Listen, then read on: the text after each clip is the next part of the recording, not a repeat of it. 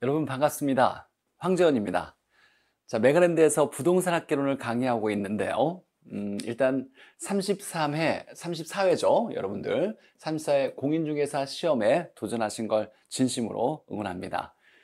자, 합격할 수 있는 선택 황재원. 저랑 같이 수업을 열심히 1년 동안 들으면 누구나 다 합격할 수 있다라고 제가 자신 있게 말씀드릴 수 있고, 가장 쉽게 설명을 할 거고, 자, 오래 남는 암기라고 나왔는데, 사실 이제 암기가 공부죠. 공부는 암기가 필수예요. 암기할 수밖에 없는데, 이 오래 남으려면 암기를 쉽게 하고 오랫동안 기억하려면 이해를 바탕으로 해야 돼요. 특히 부동산 학개론은 이해가 중심이 돼야 되는 과목이다 보니까 이해를 잘 시켜드리면 오랫동안 암기할 수 있다라고 제가 말씀드릴 수 있고, 가장 효과적인 문제풀이라고 나왔는데, 사실 우리가 이제 잘 알고 있다, 공부를 많이 했다라고 해서 합격하는 건 아니에요. 물론 많이 알고 있으면 합격할 가능성이 높지만, 합격을 하려면 문제를 잘 풀어야 돼요. 합격 점수 이상을 맞아야 되니까. 그래서 공부를 많이 해서 많이 알고 있다, 잘 알아들었다, 그런데 문제를 못 풀면 합격하기 어려운 거예요. 문제 푸는 영역은 사실 공부하는 영역과 조금 별개로 우리가 이제 문자를 해석하는 능력도 필요해요. 물론 이제 개인 차이 편차가 좀 있긴 하겠지만, 학창 시절에 공부를 좀 많이 했거나 아니면 책을 많이 읽으신 분들은 문자를 잘 해석해서 빠르게 옳고 그름을 판단할 수 있지만, 공부는 많이 했지만 책을 많이 안 읽거나 문자를 읽는데 좀 속도가 느리거나 어려움을 갖는 분들은 연습을 좀 많이 해야죠. 문제풀이 연습을. 어찌됐거나 중요한 건 이제 그런 것들에 대한 조언들은 제가 차차 수업 중에 많이 드릴 거고, 중요한 건 문제를 잘 풀어야 돼요. 많이 알지 못해도 문제를 잘 풀면 합격할 수 있어요. 근데 많이 알아도 문제를 잘 못 풀면 합격을 못 하는 거니까, 합격 점수 이상을 맞으려면 문제를 잘 풀어야 된다. 그래서 마지막 단계에서는 우리가 문제풀이를 할 거고, 많이. 자, 이렇게 제가 잘 준비해서 수업을 열심히 해드릴 거니까 수업만 잘 믿고 따라오시면 충분히 합격하실 수 있을 거라고 제가 자신 있게 말씀드릴 수 있고, 자, 이때 첫 번째 오리엔테이션인데 개념 이해 과정이죠. 첫 수업부터 막 공부를 해야 되겠다, 시험에 뭐가 나오냐, 이거 막 공부하려고 너무 이렇게 의욕이 불타올라 가지고 접근하지 않으셔도 괜찮아요. 처음이니까 편하게 수업 들으시면서 이런 게 있더라, 학개론이란 건 이런 거구나라고 알아듣고 이렇게 공부하면 되겠네, 이렇게 선택하거나 판단하는데 이제 초점이 맞춰져서 영상을 활용하시면 좋을 것 같아요.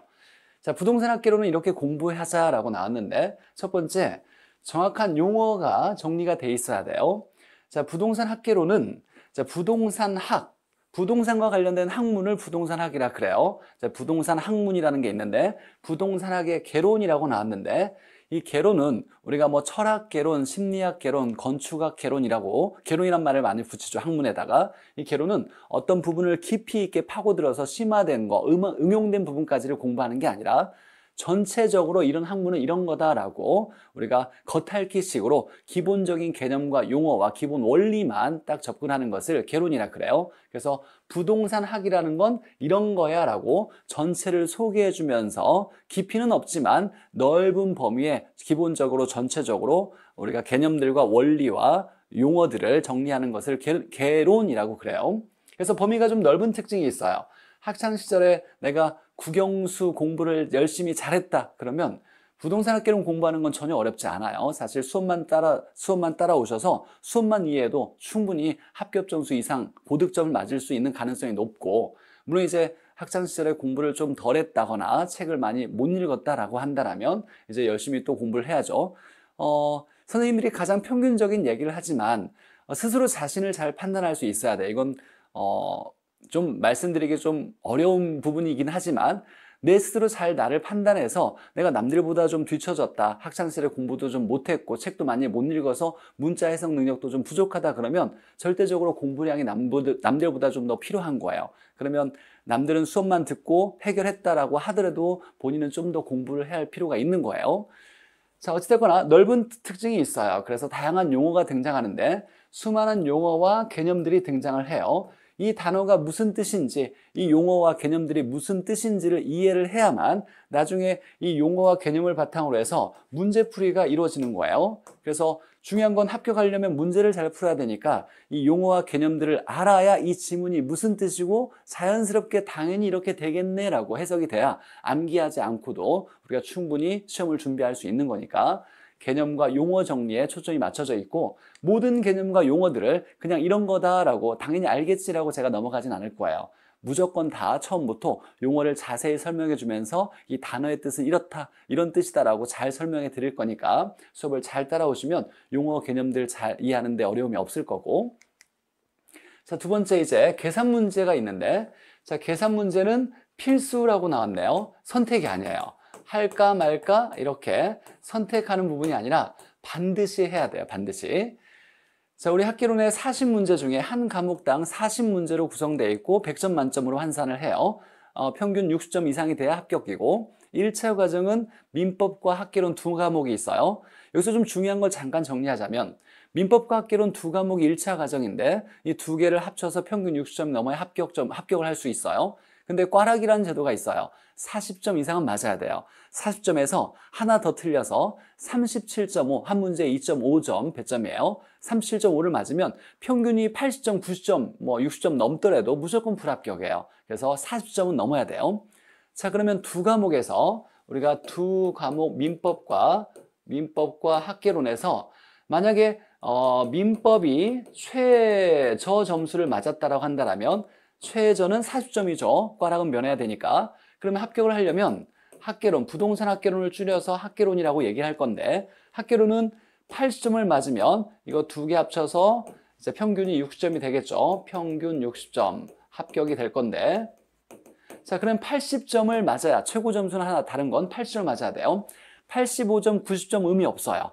합격에 필요한 건 최고 점수는 80점이에요. 80점. 그러니까 1차 과목에서는 1차 과목은 두 과목이 있는데 합격 점수를 맞으려면 꽈락은 면해야 되니까 최저 점수가 40점이라면 최고 점수는 80점이다. 100점이 최고 점수가 아니에요. 1차에 가장 중요한 건 80점이 최고 점수예요. 그러니까 40문제 중에 8문제는 최고 점수 맞는데 아무 문제가 없다는 거, 다 버려도 괜찮다는 거예요.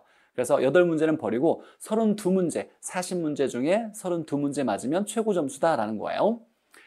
자, 계산 문제가 40문제 중에 평균 9문제가 출제가 돼요. 가장 적게 나온 건 7문제 출제된 적도 있고 가장 많이 출제된 건 11문제 출제가 된 적이 있는데 물론 이 계산 문제를 다 풀어야 되는 건 아니에요. 우리가 이제 합격을 안정적으로 하기 위해서는 4문제 이상이 맞춰야 돼요. 4문제 이상. 이 4문제라고 얘기한 건 뭐냐면 모든 기출문제를 분석을 해보니까 전에 나왔던 기본 유형에서 숫자만 바꿔서 나오는 문제들이 항상 4문제 이상이 된다는 거예요. 물론 이제 9문제 출제되었을 때 3문제, 4문제 나머지는 좀 더 응용되거나 어려운 문제가 출제될 수 있어요. 좀 사고를 요하는 문제가. 이런 문제는 사실 풀지 않아야 돼요. 버려야 되는 거고. 우리가 풀어야 되는 계산 문제는 전에 나왔던 기본적인 유형에서 숫자만 바꾼 거, 충분히 준비가 돼 있는 거, 4문제 이상만 풀면 안정적으로 합격할 수 있다는 거예요. 사실 모든 시험의 공통적인 부분이긴 한데 가장 중요한 건 사실 기출문제예요. 이따가도 설명을 하겠지만 기출문제만 충분히 연습을 하고 공부를 해놨다면 40점 이상을 맞는 데는 아무런 어려움이 없어요. 40점 이상을 맞는데. 근데 우리 이제 합격을 위해서 60점으로 잡는다라면 자, 기출문제를 응용을 해서 응용한 문제들이 역시 40점 정도를 배점으로 구성이 돼 있어요. 자, 그 다음에 최고 난이도가 가장 높거나 심화된 문제가 20점 정도가 배점이 돼 있어요. 이렇게. 그래서 40%, 20% 이렇게 구성되어 있는데 우리가 이제 60점을 맞으려면 기출문제를 열심히 공부하면 40점은 맞을 수 있고 이 기출문제에서 응용된 부분들을 좀 더 맞춰서 점수를 좀 올려야 되는데 이 응용 문제는 여러 문제를 제가 같이 이제 수업하면서 많은 문제를 제시할 거예요. 그 다음에 우리 커리큘럼에서 이제 응용문 지문을 해결할 수 있도록 예상 문제 풀이 과정도 있고 그래서 이해만 하면 사실 충분히 풀어낼 수 있고 여기에서 우리가 이제 20점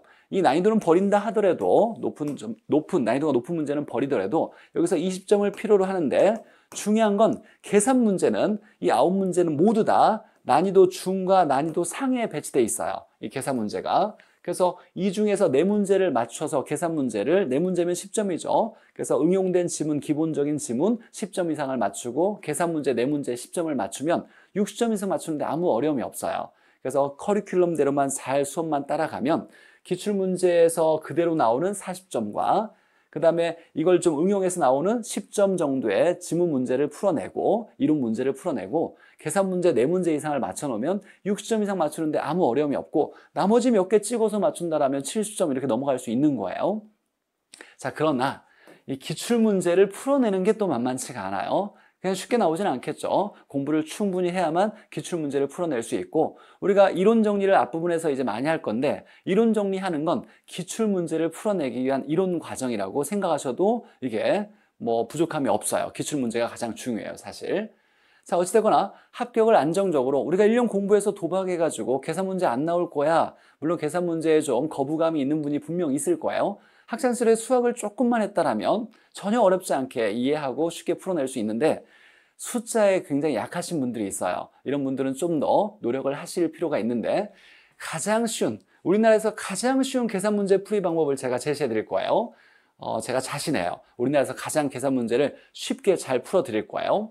잘 풀어 드릴 거면 여러분 수업을 듣고 이해하면 되고, 이해를 바탕으로 계속 반복하면 전혀 어렵지 않게 4문제 이상 풀어내는데 전혀 문제가 없을 거예요. 이렇게 쭉 준비를 잘 할 거다라는 거. 자, 우리 계산 문제는 사실 난이도가 높은 건 아니에요. 초등학교 때의 산수 과정과 중학교 1학년 과정까지의 수학적인, 수학이라고 할 정도도 아닌 산수 과정의 이해만 있으면, 지식만 있으면 충분히 풀어낼 수 있어요. 학창시절에 공부를 안 했다 하더라도 제가 초등학교 수준부터 사칙 연산부터 잘 설명해 드릴 거예요. 분수란 뭔지, 퍼센트의 백분율은 뭔지, 비례식은 뭔지, 이런 것들을 다 잘 원리적으로 설명해 드려서 결국 문제 풀어낼 수 있게 충분히 이해시켜 드릴 거니까 열심히 잘 따라와서 여러분은 이해하고 반복만 하면 충분히 계산 문제 풀어낼 수 있을 거예요.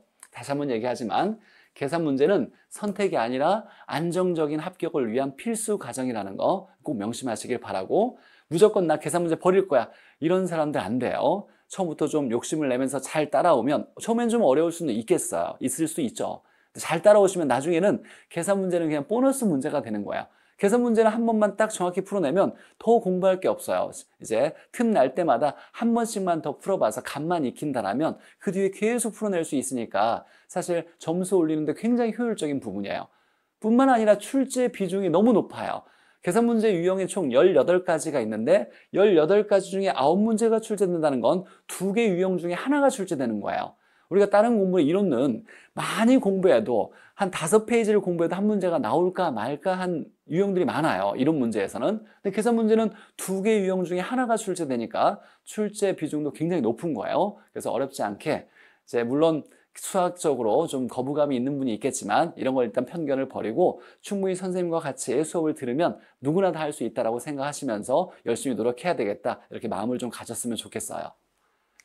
자, 3번째는 이제 이해해야 된다라고 했는데, 특히 다른 과목에 비해서 학개론은 이해가 필요해요. 다른 과목은 다 법령이에요. 학개론을 뺀 나머지는 다 법률 과목인데, 학개론은 국어도 잘해야 되고 영어도 조금 나오고 단어가, 수학도 좀 잘해야 되고, 자, 그래서 국영수와 좀 많이 관련돼 있고 범위도 넓어요. 다양하게 배우다 보니까 이제 암기가 필요한 단원도 있지만 이해를 해야만 반드시 풀어낼 수 있는 지문들이나 문제들이 있어요. 이해가 안 되면 풀어내질 못해요. 그리고 하나 원리를 이해하면 무수히 많이 파생되어 있는 응용 지문들을 해석할 수 있는데, 각각을 다 암기해서는 우리가 문제 대비를 할 수가 없어요. 그래서 이해를 해야 되는데, 자, 응용 지문들도 많이 출제가 되니까 물론 이제 많이 다양하게 제가 소개를 시켜 드릴 거예요. 예를 한번 들어볼게요. 예를 들면 이런 거예요. 이제 만약에 남의 돈을 많이 빌릴 수 있다, 이런 질문을 한번 보죠. 남의 돈을 많이 빌릴 수 있다. 자, 이런 문장이 있다고 해보죠. 이 문장이 기출문제 이렇게 나왔다고 하더라도 우리 시험 문제 그대로 나오진 않아요. 이걸 다양하게 다른 단어를 써서, 다른 용어를 써서 다양한 표현으로 등장하는데, 이런 응용 지문들을 자주 제가 여러 개의 사례를 들어서 설명을 해드릴 거니까 이런 걸 여러분 듣고 당연히 그게 같은 뜻이구나 라고 이제 이해만 하면 다양하게 응용 지문이 나오더라도 충분히 우리가 해결할 수 있을 거예요. 예를 들면 남의 돈은, 빌린 돈을 얘기해요. 남의 돈, 타인 자본이죠. 그래서 이 타인 자본을 우리 학교론에서는 굉장히 다양하게 표현해요. 반드시 외워야 되는 용어이기도 해요. 우리가 돈을 빌린 돈을 2글자로 가장 많이 쓰고 중요한 단어가 부채예요. 부채는 빌린 돈을 얘기하는 거예요. 근데 우리가 돈을 빌렸다라고 얘기할 때 대부받았다, 대출받았다, 융자했다, 차입했다 이런 표현도 써요. 돈을 빌렸다를 대출했다, 대부했다, 융자했다, 차입했다 이런 표현을 쓰다 보니까 이 부채와 똑같은 용어들이 어떤 게 있냐면 대출액, 그 다음에 대부액, 그 다음에 융자액, 그 다음에 또는 차입액 이렇게 다양한 표현으로 사용되고도 있어요. 자, 어떤 시험에서는 타인자본 나오고 다음 회에서는 부채라고 나오고 그 다음에는 대출액, 대부액, 융자액 다르게 표현되다 보니까 이런 용어들을 잘 정리해야 공부를 좀 더 쉽게 할 수 있고 많이 빌릴 수 있다를 이걸 이렇게도 표현할 수 있죠. 대출 규모가 커졌다. 자, 근데 대출 규모가 커지려면 마음대로 돈을 빌려주진 않아요. 나라에서 금융위원회가 있어요. 우리나라의 은행들을 관리 감독하는 기관 금융위원회에서 주택담보대출일 때는 LTV와 DTI로 대출금을 여기까지만 빌려주라고 규제하고 있어요. 그래서 LTV와 DTI가 상향되면 대출 규모가 커져요. 이걸 좀 더 학문적으로 유식하게 좀 표현할 때 채무를 수용할 능력이라 그래요. 채무를 수용할 능력. 다 시험에 나왔던 지문들이에요.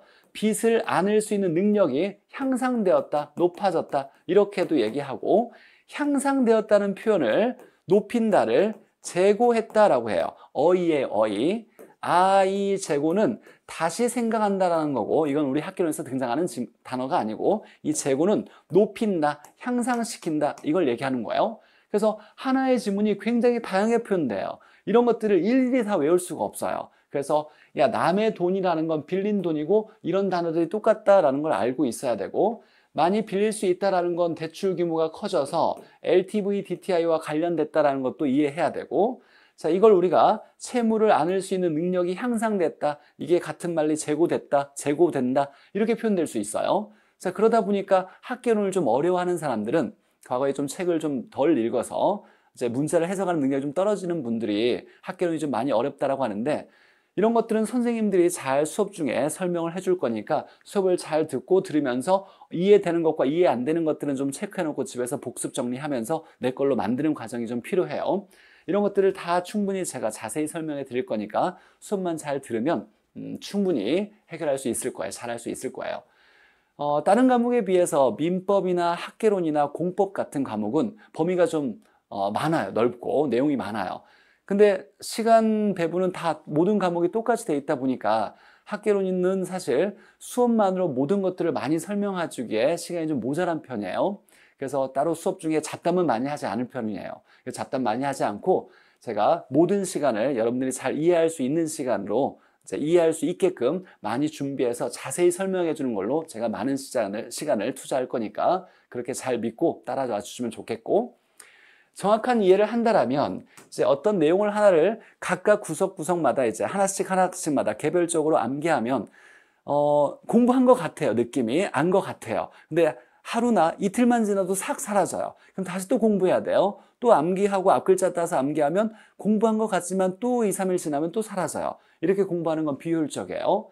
자, 정확한 이해를 입체적으로 크게 관련지어서 전체를 한번 딱 이해해 놓으면 A가 나오면 B가 될 수 있는 거고 당연히 B가 나오면 C가 될 수 있는 거고 이렇게 논리적으로 이해된 과정을 전체를 이렇게 엮어서 이해를 하면 나중에 어떤 단서 하나만 딱 등장하면 당연히 이거 나오지 이게 연결되면 당연히 이렇게 되겠지라고 자연스럽게 암기하지 않아도 쭉 풀러지는 내용들이 굉장히 많아요. 그래서 정확한 이해를 바탕으로 한다라면 암기량을 엄청나게 많이 줄일 수 있어요. 반 이상 줄어들 수 있어요. 특히 학기로는 이렇게 공부하기에 적합한 과목이다 보니까 무조건 암기가 아니라 이해를 바탕으로 공부를 해야 된다라고 명심하셔야 되고 오래 기억할 수도 있죠. 이해가 되면 오래 기억할 수 있고 이걸 바탕으로 이제 문제풀이를 잘 해야 되고 물론 이해했다고 끝나는 건 아니에요. 공부는 무조건 암기예요. 절대적인 공부 시간이 필요해요. 사실 수업 중에 암기할 수 있고 학습 능력이 뛰어나면 수업 중에 다 암기할 수 있겠지만 내가 좀 부족하다 그러면 따로 시간을 내서 복습 시간을 조금씩 가지면서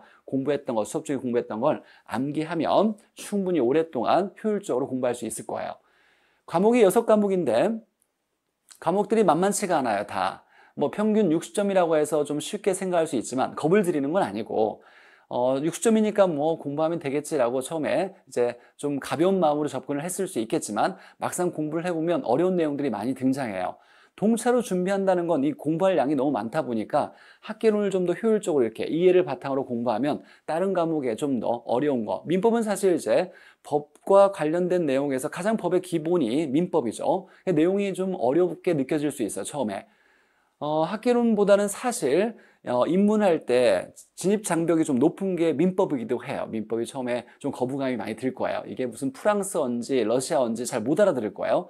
분명히 한글말로 써 있지만 머릿속에 쉽게 이러다라고 느낌이 잘 안 올 수 있어요. 어쨌거나 그런 데에 시간을 많이 좀 투자하고 학개론의 시간을 좀 줄일 수 있는 거, 이렇게 공부하면 효율적으로 공부할 수 있으니까 제가 잘 이해시켜 드릴 거니까.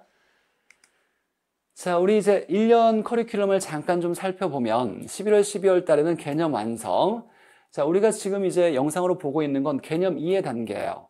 개념 이해 단계고, 개념 이해는 스튜디오 촬영만으로, 영상만으로 제공되는 과정이고, 이제 듣는 분도 있고 안 듣는 분도 있을 텐데, 이 영상을 듣는 분들은 아마 이제 나는 올해 꼭 반드시 합격을 하겠다, 처음부터 이제 마음을 좀 다잡고 의지를 좀 강하게 세우신 분들이 이 영상을 볼 것 같은데 잘하고 계신 거예요. 너무 잘하고 계신 거고, 이 수업을 듣는 것과 안 듣는 건 우리가 이제 수업 딱 들어가면서부터가 이제 차이가 나요. 어떤 단어 뜻을 좀 알고 접근하는 것과 뭔지 모르고 접근하는 건 사실 이해하는 데 있어서 이해 능력에 큰 차이를 만들어내니까 잘하고 계신 거고, 지금 이제 개념 이해 단계에서 영상으로 제시가 되고, 이제 11월부터 이제 본격적으로 이제 수업에 들어갈 건데, 개념 완성, 기본 이론. 자, 개념 완성은 이제 학개론에서 기본적으로 중요한 내용들을 이제 전체적으로 한번 다룰 거고, 여기에 살을 붙여서 기본 이론에서는 좀 더 세세하게 시험 문제 나오는 걸 중심으로 해서 개념을 잡아 나갈 거예요. 자, 그 다음에 이제 전체 시험 문제에 나오는 90점 이상을 맞추기 위한 내용 정리는 사실 3, 4월 달에 유학집으로 공부하는 과정이에요. 그래서 가장 중요한 이론서는 유학집이다라고 생각하셔도 괜찮아요. 물론 이제 기본서가 있긴 해요. 기본서는 약 500페이지 이상이 될 건데, 500페이지 이상. 이 기본서를 열심히 공부하면 물론 얘가 95점 이상은 맞출 수 있어요. 물론 뭐 100점까지라고 해보죠. 기본서를 완벽하게 내가 100% 이해하고 암기했다 그러면 100점 맞을 수 있는데, 이론서의 핵심 정리해서 하는 유학집만 가지고도 90점 이상 맞추는 데는 아무 문제가 없어요. 이 유학집만 공부한 사람도 만점 맞은 분도 있고 하나 틀린 분도 많아요. 사실 충분해요. 자, 그런데 10점을 더 맞추려고 이 유학집은 250페이지 정도로 구성되어 있는데, 이 250페이지 넘는 걸 더 10점을 맞추기 위해서 공부하는 건 사실 비효율적이에요. 뿐만 아니라 1차 과목은 최고 점수가 80점이니까 그래서 너무 기본서에 연연해 하지 않으셔도 괜찮아요. 물론 모든 과목이 아니라 학개론에 한해서예요. 다른 과목은 특히 저도 이제 시험 공부를 해가지고 자격증을 가지고 있는 사람인데 공부를 했었죠. 민법이나 공법 같은 건 기본서를 한 번씩 읽는 게 시험에 너무 도움이 많이 돼요. 그래서 민법이나 공법은 기본서를 좀 읽는 게 필요하지만 학개론은 사실 기본서보다는 이 유학집으로 공부해도, 이 적은 내용으로 공부해도 고득점 맞는데 아무 문제가 없으니까 중심은 이론서는 유학집이면 충분하다라고 생각하셔도 괜찮아요.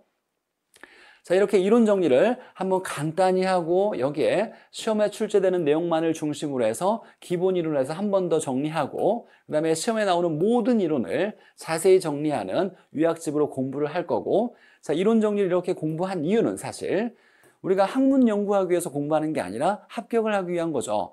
합격을 하기 위해서 우리가 공부해야 되는 건 문제를 잘 풀어야 돼요. 그래서 가장 중요한 건 수험 생활의 모든 수험 생활의 기본이에요. 어떤 뭐 시험이든 자격증 시험이든지 간에 가장 중요한 건 기출문제예요. 기출문제. 이 기출문제만 잘 풀어내도 합격하는데 아무 문제가 없어요. 이 기출문제를 풀어내기 위한 이론 정리를 했다라고 생각해도 과언이 아니에요. 그래서 이 이론 정리는 이 기출문제를 잘 풀어내기 위해서 이론을 잘 정리한 거고, 이 기출문제를 가장 중요하게 열심히 다 풀어볼 거고, 이 기출문제를 응용한 문제를 좀 더 연습하기 위해서 예상문제 풀이 과정이 있어요. 물론 이때 문제만 푸는 건 아니에요. 이때 공부했던 중요한 이론을 같이 기출문제도 풀고 예상문제, 이 기출문제를 좀 더 응용되거나 심화된 부분까지 다루는 부분이에요. 이때도 역시 이론 정리를 할 거고, 그래서 문제풀이 연습을 충분히 한 다음에 이제 9, 10월 달에는 마무리 정리로 이론 총정리로 다시 한번 이론을 한번 쭉 전체적으로 한번 정리를 한 다음에 그 다음에 이제 실전과 비슷하게 실제 이렇게 전 단원에서 40문제를 봤을 때 시간을 정해서 동형 모의고사 실전과 비슷하게 4번 정도에 거쳐서 실전 대비를 하는 거죠. 이렇게 구성되어 있어요.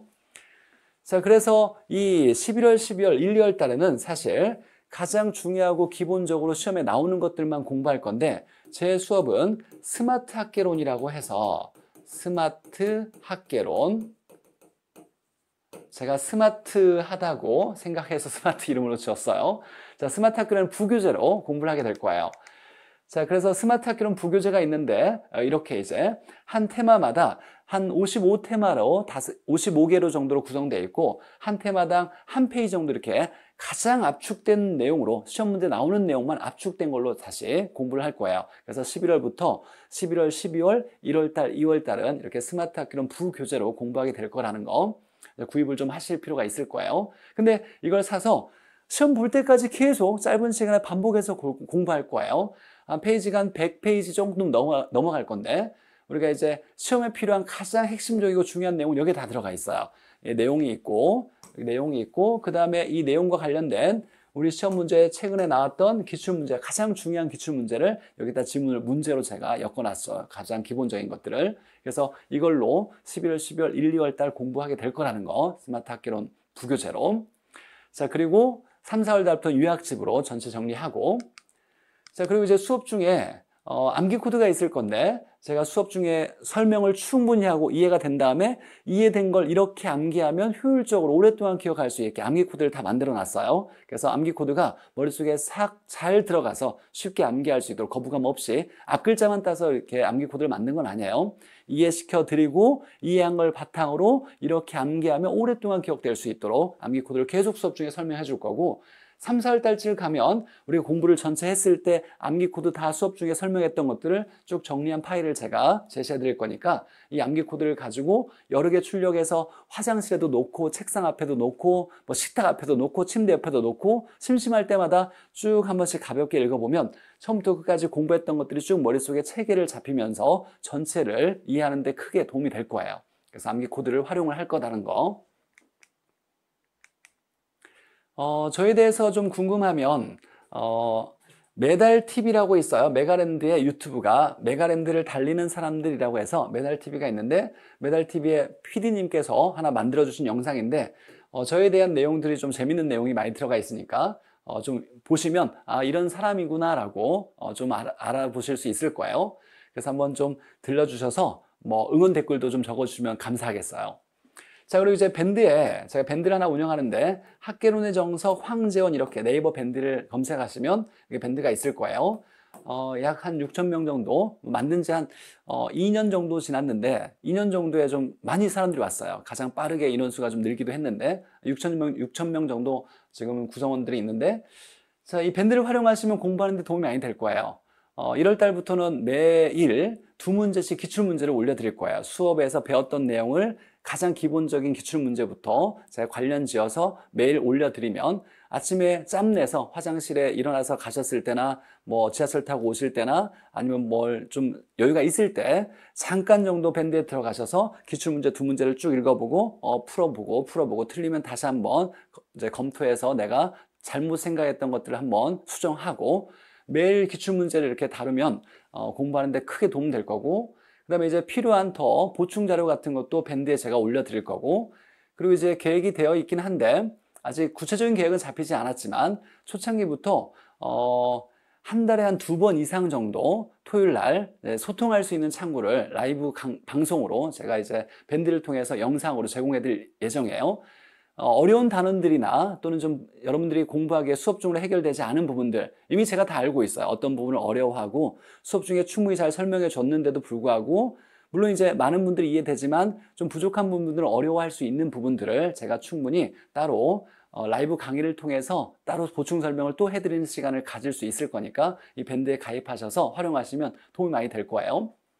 제가 이제 생각하는 내용인데 뭐 제 입으로 직접 이렇게 얘기하니까 좀 부끄럽긴 하지만 뭐 이렇게 생각하고 있어요. 제 강의에서는 언제든지 간에 1년 동안 여러분과 같이 강의할 때 최선을 항상 다할 거라는 거 잡담 많지 않을 거예요. 공부하기에도 바쁘고 이해시켜 드리는데도 부족한 시간이다 보니까 또 너무 중요한 시간이고 제가 효율적으로 여러분들에게 이해시키고 준비를 많이 해서 이렇게 잘 설명을 해서 짧은 시간에 해석할 수 있는 거, 여러분들이 각각 1시간씩만 제가 수업을 잘 해서 쉽게 알아들으면 따로 공부를 하지 않아도 될 시간들을 절약할 수 있겠죠. 제 수업을 듣는 사람이 1000명이라면 1시간씩만 아껴도 10분씩만 아껴도 어마어마한 시간이 절약될 수 있다는 걸 잘 알고 있어요. 그래서 여러분들의 소중한 시간을 투자했던 거에 헛되지 않게 항상 최선을 다해서 준비해서 가장 좋은 완벽한 수업을 하려고 노력할 거라는 거.